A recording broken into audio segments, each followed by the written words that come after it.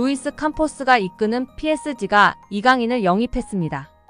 이강인 첫 시즌은 아시안게임과 아시안컵 차출로 부진했습니다. 연속성을 거의 찾지 못했습니다. 한국 대표팀 일정으로 인해 상당 부분을 놓쳤습니다. 또 약간의 부상도 당했습니다. 그럼에도 이강인은 필요한 경우 여러 역할을 수행하면서 자신의 능력과 다재다능함을 보여줬습니다. 하지만 이강인은 루이스 엘리케의 희생양이기도 했습니다. 엘리케는 때때로 이강인을 제대로 썼지만 대부분은 그러지 못했습니다. 이강인은 훌륭한 크로스를 가지고 있고 데드볼 전문가입니다. 그는 훌륭한 드리블도 보유하고 있습니다. 리오넬 메시와 비슷한 스타일을 가지고 있으며 뛰어난 왼발 슈팅 능력도 가지고 있습니다. 이런 이강인은 크로스 능력이 잘 나올 수 있는 왼쪽 윙어 또는 드리블, 컷인, 슈팅을 할 수 있는 오른쪽 윙어에 놓는 것이 효율적입니다. 하지만 이강인은 PSG에서 단순한 윙어로 자주 나섰고 그의 잠재력은 상당히 제한됐습니다.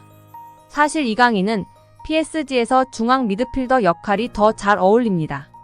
혼잡한 공간에서 어떤 종류의 패스도 받을 수 있고 첫 터치에서 공을 잃을 위험이 없는 선수입니다. 그의 연계 능력은 중앙에서 작전을 펼치는데 완벽하며 팀 동료들과 더 가깝게 플레이하면서 수비수를 현명하게 뚫는데 적합합니다. 때문에 이강인은 아르연 로번보다 다비드 실바에 훨씬 더 가깝습니다.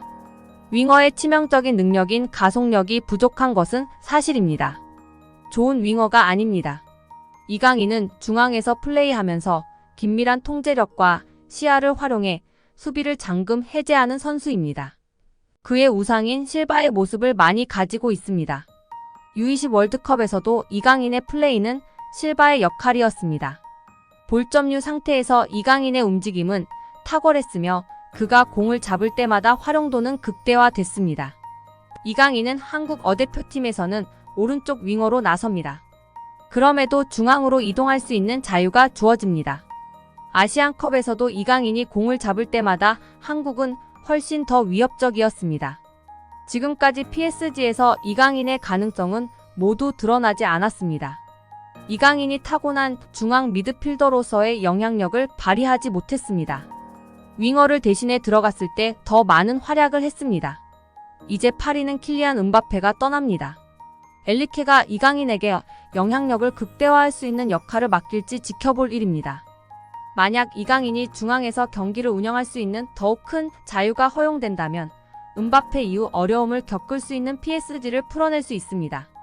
엘리케가 올바른 방향을 잡고 경기장에서 이강인에게 다른 역할을 맡기는 것을 중단하면서 이강인이 최적으로 플레이할 수 있는 곳에 완전히 자리 잡을 수 있도록 해주기를 희망합니다. 다음 시즌 이강인의 다음 행보가 이를 말해줄 것입니다. 라고 매체는 전했습니다. 아주 탁월하게 분석하고 전한 보도라고 느껴지는데요.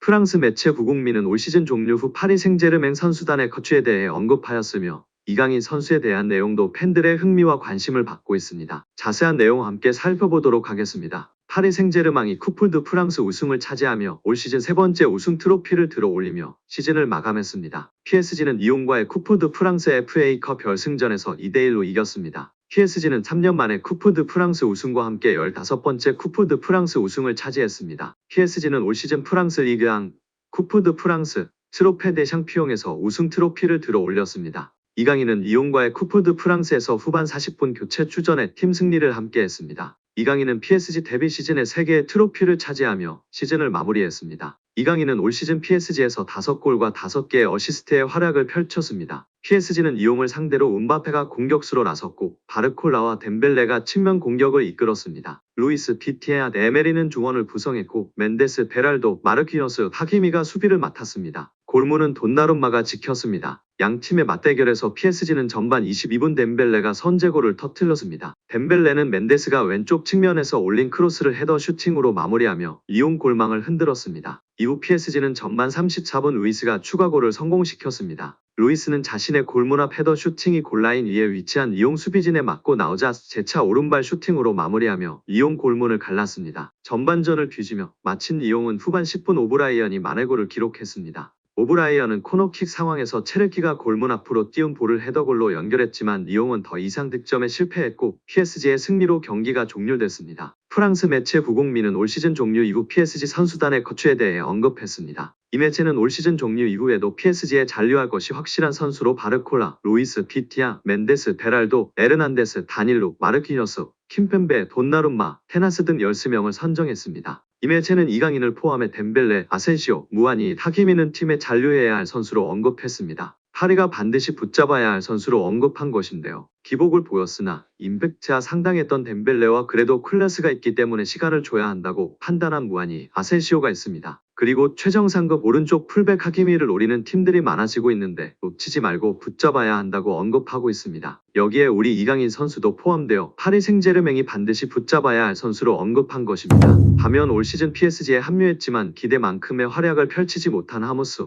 우가르테, 슈크이니아르는 무키엘레, 솔레르 등과 함께 팀을 떠나야 할 선수로 분류됐습니다. 올 시즌 종료와 함께 PSG와 계약이 만료된 음바페와 함께 크루자와 나바스는 팀을 떠나는 선수로 언급됐습니다. 이제 파리는 포스트 음바페 시대로 또 다른 새로운 시작을 열 것인데요. 과연 어떻게 될지 우리 이강인 선수의 입지와 행보도 관심 있게 지켜봐야 할 것 같습니다. 스페인 현지에서 파리 생제르맹의 새로운 왕자로 소개되고 있는 이강인 선수인데요. 이는 루이스 엘리케 감독 등 수많은 스페인 선수와 연관지어 레알 마드리드의 주목도 높여지는 원인 중 하나이며 레알 마드리드의 잠재적인 영입 대상으로 지목될 정도로 스페인 언론에서 주목받고 있다고 전하고 있습니다.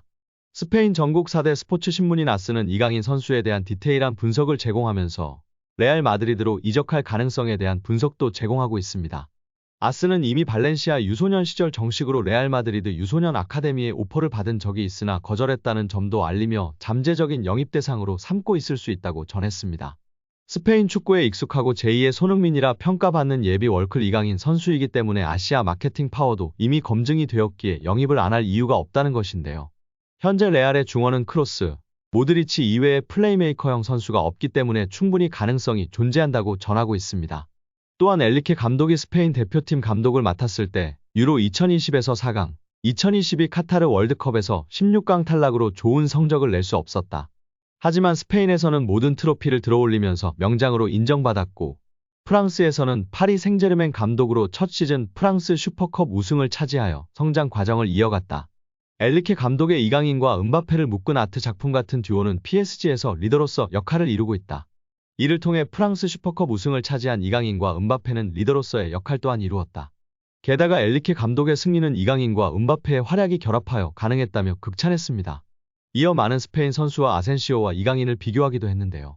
특히 파리에서 많은 스페인 선수들이 뛰고 있는데 아센시오는 작동하지 못하고 이강인은 잘하고 있다고 전했습니다. 레알 마드리드에서 아센시오가 활약을 못하자 이적 시장에서 떠난 것과 반대로 이강인이 승부욕을 발휘해 프랑스 슈퍼컵에서 결승골을 넣었다며 호평했습니다.